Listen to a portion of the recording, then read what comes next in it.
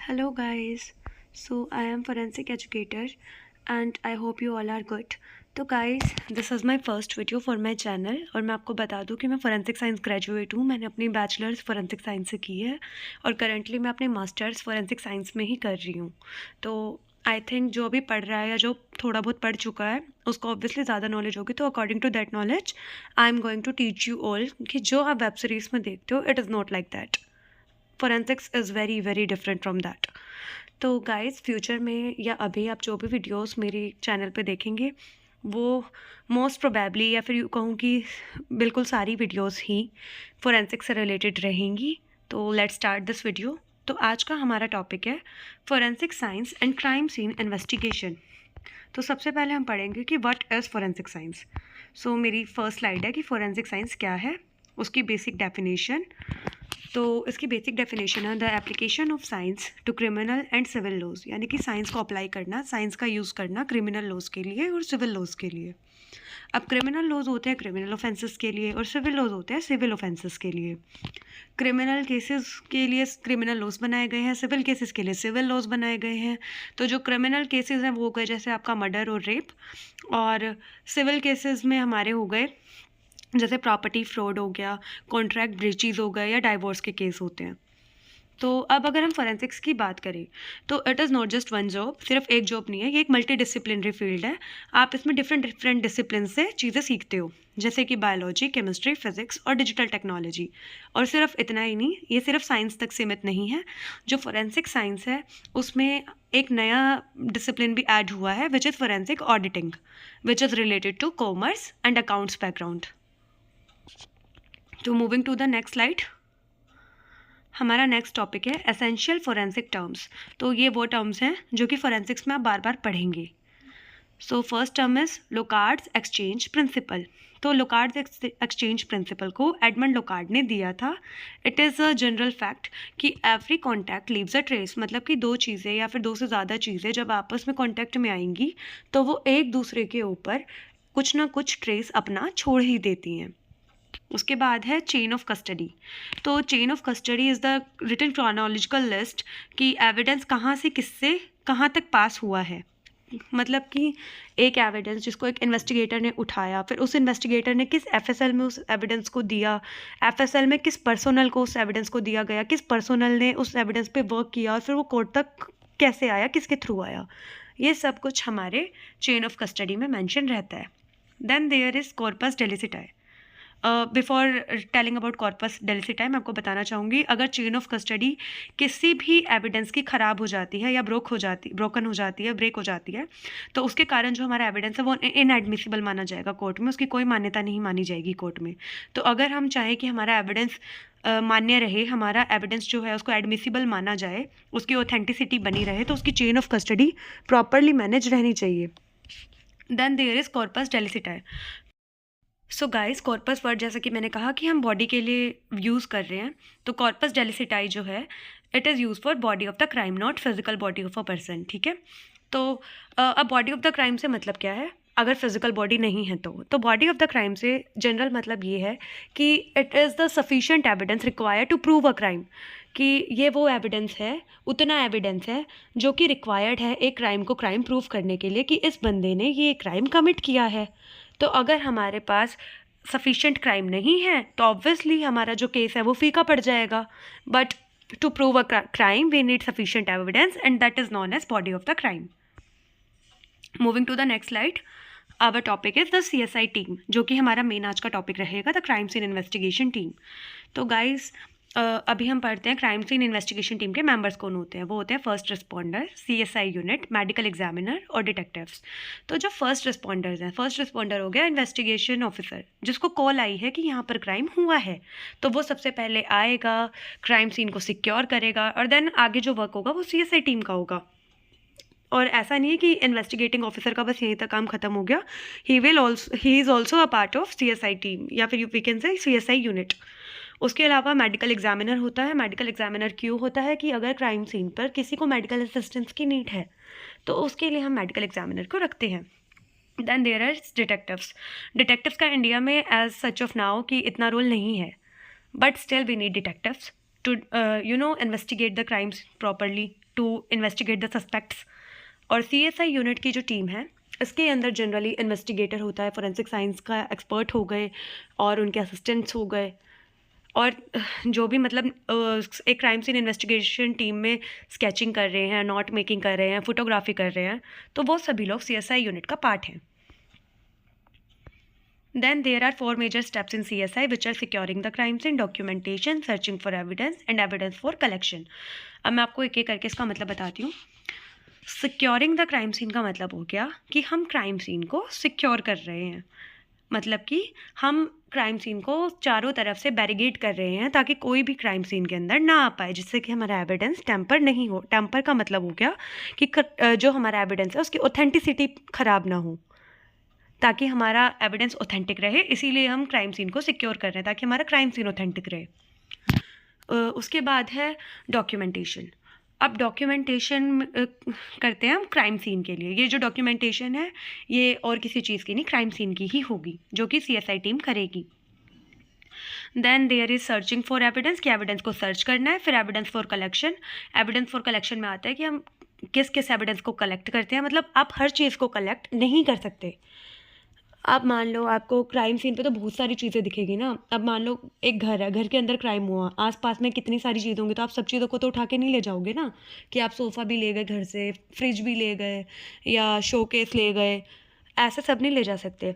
But जो चीज़ आपको suspicious लगेगी, जिस चीज़ पे आपको लगेगा कि हाँ ये क्राइम से रिलेटेड है, जिसमें आपको कुछ ऐसा सस्पिशियस कुछ दिखेगा, सिर्फ आप उसी ही चीज़ को एज अ एविडेंस पैकेज करके ले जाओगे. और everything can not be package, we know that. मतलब कि अगर मान लो आपको वॉल के ऊपर ब्लड के प्रिंट्स मिलते हैं, मान लो किसी के ब्लडी हैंड प्रिंट्स हैं और वो आपको वॉल पे मिलते हैं, आप वॉल को तो नहीं उतार के ले जाओगे ना. तो हम क्या करते हैं ऐसी सिचुएशन में, सबसे पहले हम करते हैं फ़ोटोग्राफ.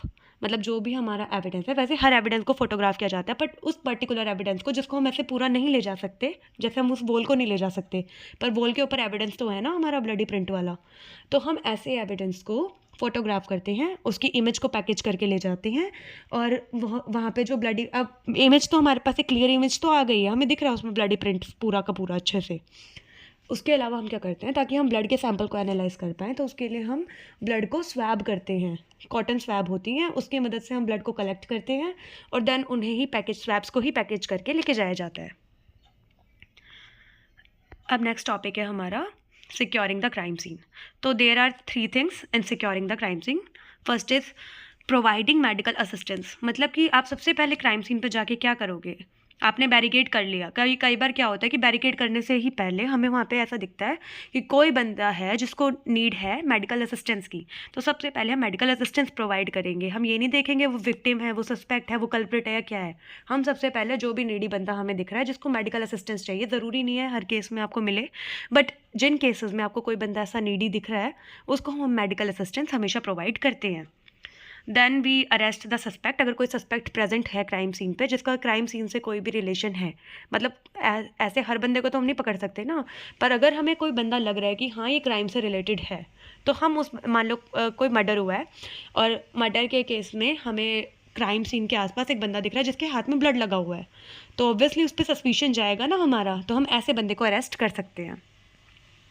फिर आता है कि हम जितना भी हमें एविडेंस मिल रहा है उसको अच्छे से प्रिजर्व कर ले. और सिक्योर कैसे करता है क्राइम सीन को, इसका मेन पैरामीटर क्या है, हम एक फ्रोज़न जोन क्रिएट करते हैं. ये जो फ्रोज़न जोन हमने क्रिएट किया है ये इसलिए किया है ताकि कोई भी सिविलियन या अनऑथोराइज्ड पर्सनल कॉन्टैमिनेट ना करे क्राइम सीन को.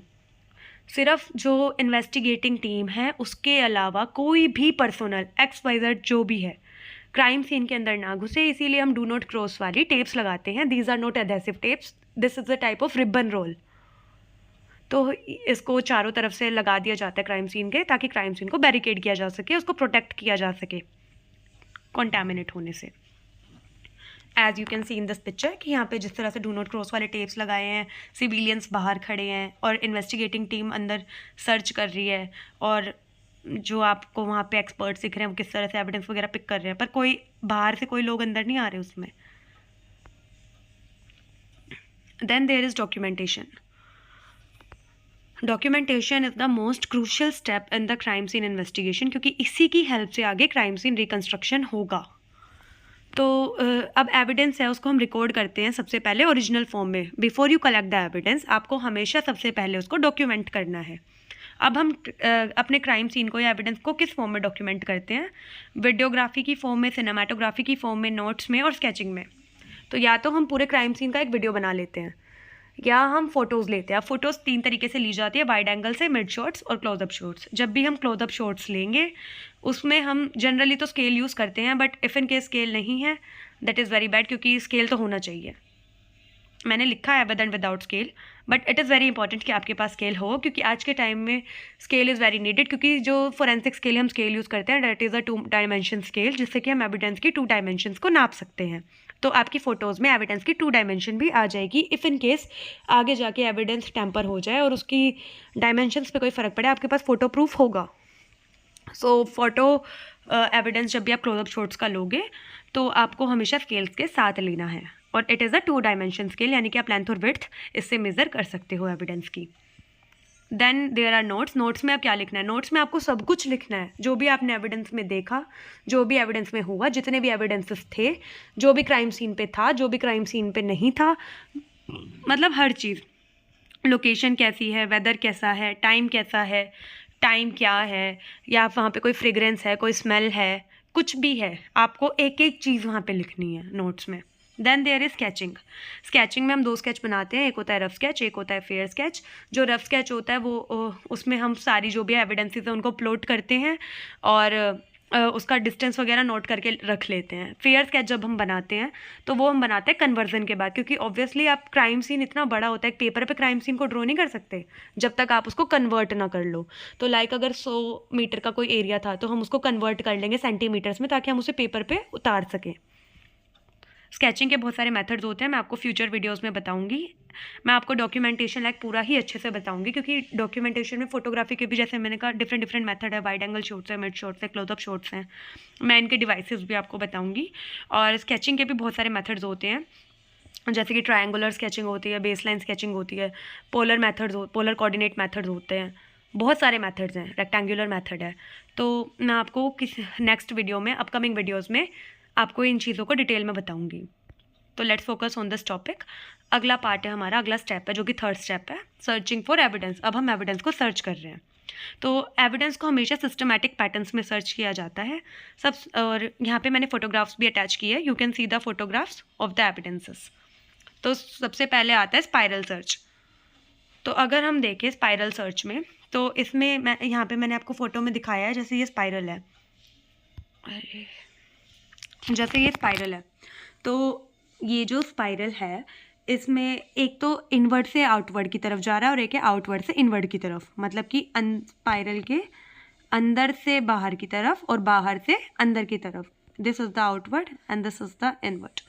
तो अंदर से बाहर और बाहर के अंदर की तरफ हम सर्च करते हैं। लाइक मान लो क्राइम सीन है, क्राइम सीन के अंदर एक स्पाइरल आपने इमेजिन कर लिया और उस स्पाइरल के अकॉर्डिंग आप घूम रहे हो, और घूमते घूमते जो भी एविडेंस आपको रास्ते में मिल जाएगा आप उस एविडेंस को कलेक्ट कर लोगे। This is how spiral search work. Then there is grid search.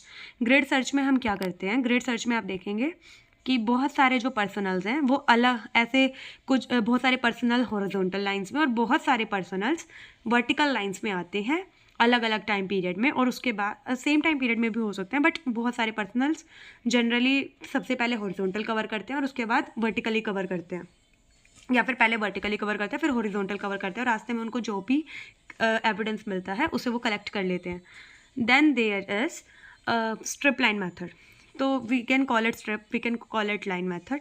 तो इसमें क्या होता है कि सबसे पहले एक पर्सन होता है, वो पर्सन हॉरिजॉन्टली एविडेंस को सर्च करता है और एक पर्सन वर्टिकली एविडेंस को सर्च करता है। मतलब पहले एक हॉरिजॉन्टल, एक वर्टिकल, देन एक और हॉरिजॉन्टल, एक और वर्टिकल।